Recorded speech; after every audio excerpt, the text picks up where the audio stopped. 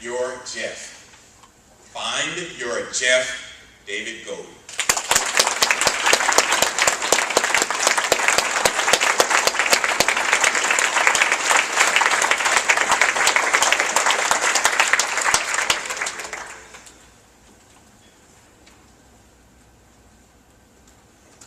It was the last mile of the Lake Placid Ironman.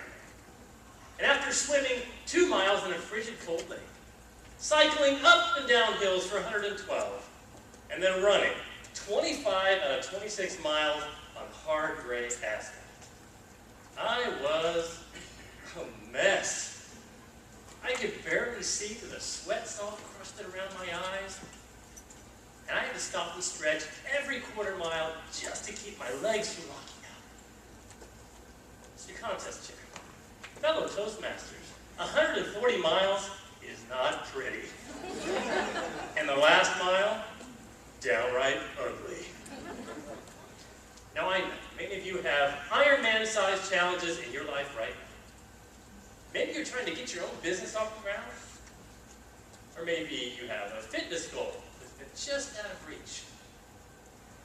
You ever hang your head and ask yourself, is this really possible?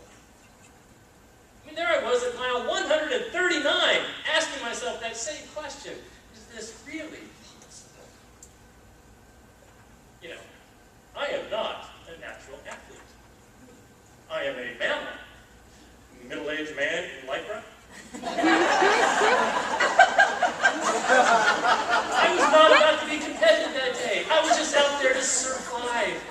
I remember running around the bend of that last mile, and I see in the crowd this little girl singing on a karaoke microphone.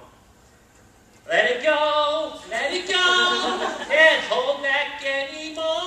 I said, honey, I got nothing left to hold back. And I ran a few more steps and stopped. And my doubts began to overwhelm me. Is this really possible? And then I thought about the reason I signed up. My brother Jeff is battling a cancer that does not yet have a cure. And I was out there that day raising money for research. And I wanted to prove to Jeff anything was possible. If his unathletic little brother can finish an Ironman, then they can find a cure in our lifetime. And Jeff was out there that day watching me. Oh yeah, I just seen him 6 miles before out at the charity tent. He came all the way out to cheer me on. Like, all right, Dave, good job, but you better hurry up if you're going to make it by midnight. I'm already taking that.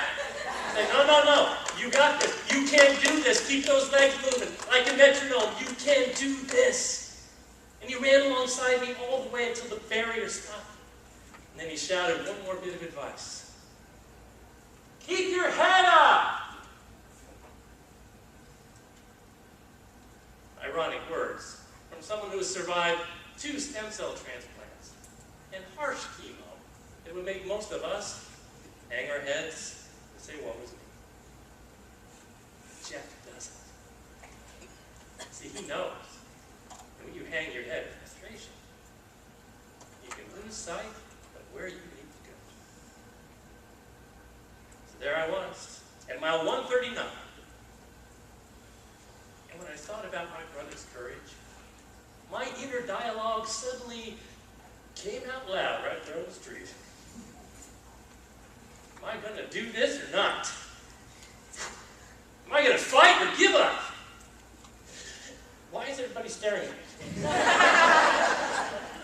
I didn't care. Am I going to prove to my brother that anything is possible right now? And when I spoke out that purpose, I heard a voice inside. You can do this. My purpose was suddenly crystal clear once again. And even though it hurt a lot, I ran all the way to that stadium before midnight. And the cheer of the crowd carried me in there. I came around the bend into the home stretch where I lifted my head up and I saw the finish line. And a surprise.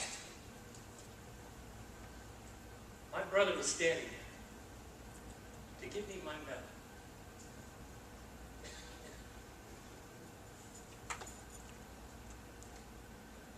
We hugged for a very long time. And not just because he was supporting my football team. I said, Jeff, this is for you, man. We did it. He said, oh, Dave, you must feel so powerful right now. No. I feel thankful. Thankful that I survived. I'm thankful that you're here to share this with me.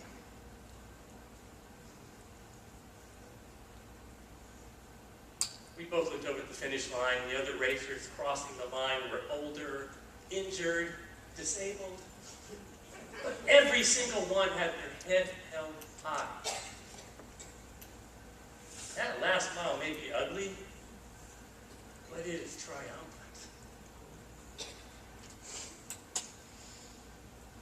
Fellow Toastmasters, I am not much different than any one of you. I was inspired that day to do the impossible by a hero named Jeff, who never gives up. And as you take on the challenges in your life, and that last mile starts to get ugly, remember your purpose. And if your purpose is to prove something to yourself, that's a great start. But when you find that purpose that serves another,